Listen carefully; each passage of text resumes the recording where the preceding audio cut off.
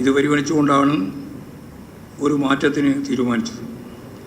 തെരഞ്ഞെടുപ്പ് ഘട്ടത്തിൽ നടത്തിയ പ്രസ്താവനകളുമായി ബന്ധപ്പെട്ട ചില പ്രശ്നങ്ങൾ അന്ന് തന്നെ ചർച്ച ചെയ്യപ്പെടുകയും ചെയ്തിട്ടുള്ളതാണ്.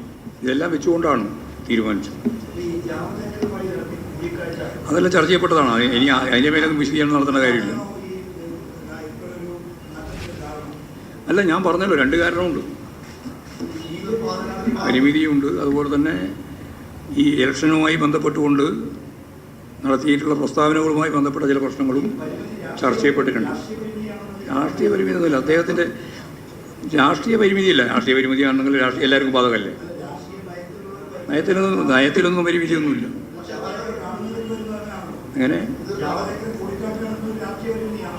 അല്ല, അത് കൂടിക്കാഴ്ചയായിരുന്നു. വീട്ടിലേക്ക് വന്ന് കണ്ടതെന്ന് മാത്രമേ ഉള്ളൂ. അത് മാത്രമൊന്നുമല്ല, ഞങ്ങൾ ഈ തെരഞ്ഞെടുപ്പുമായിട്ട് ബന്ധപ്പെട്ട് നടത്തിയിട്ടുള്ള ചർച്ചകളെല്ലാം സ്വാഭാവികമായിട്ടും അതിൻ്റെ സംഘടനാപരമായിട്ടുള്ള കാര്യങ്ങൾ ഉൾപ്പെടെ എല്ലാം ചേർത്തുകൊണ്ടാണ് പരിശോധിച്ചത്. ഇത്രയും കാലം അതിനെയായിരുന്നു.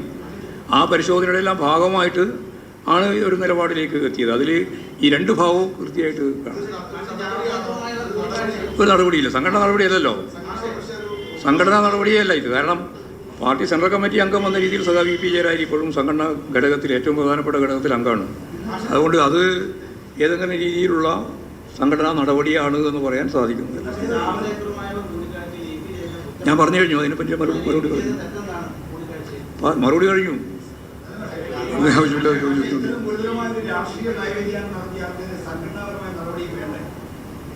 നിങ്ങളുടെ അഭിപ്രായം?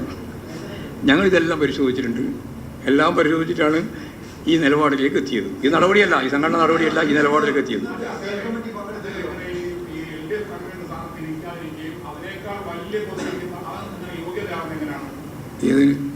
അദ്ദേഹം സെൻട്രൽ കമ്മിറ്റി അംഗമാണല്ലോ ഇത്രയും കാലം.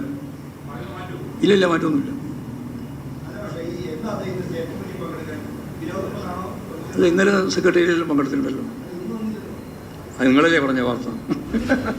ഓരോ വാർത്തയുണ്ടാ ആക്കി നിങ്ങൾ കൊടുത്തതല്ലേ? അതൊക്കെ എന്താണെന്നുള്ളതൊന്നും സംഘടനാപരമായിട്ടുള്ള കാര്യം നിങ്ങളോട് പറയേണ്ട കാര്യമില്ല. തീരുമാനമില്ല, നിങ്ങളോട് പറയാം. അതറിയാം, നിങ്ങൾ അറിഞ്ഞുകൊണ്ടുള്ള രീതിയിൽ വരുത്താനല്ലേ ശ്രമിച്ചുകൊണ്ടിരിക്കുന്നത്. മറുപടി പറഞ്ഞതിൻ്റെ മേലെ ചൊറഞ്ഞു കയറിയിട്ട് പറഞ്ഞിട്ട് ഒരു കാര്യമില്ല. ഞാൻ കൃത്യമായിട്ട് പറഞ്ഞു. എല്ലാവർക്കും മനസ്സിലാകുന്ന രീതി ഒന്നും കൂടി വായിക്കണോ? വേണോ? വേണ്ട, പിന്നെ വെറുതെ വായിച്ചുകൊണ്ടിരിക്കുന്നു.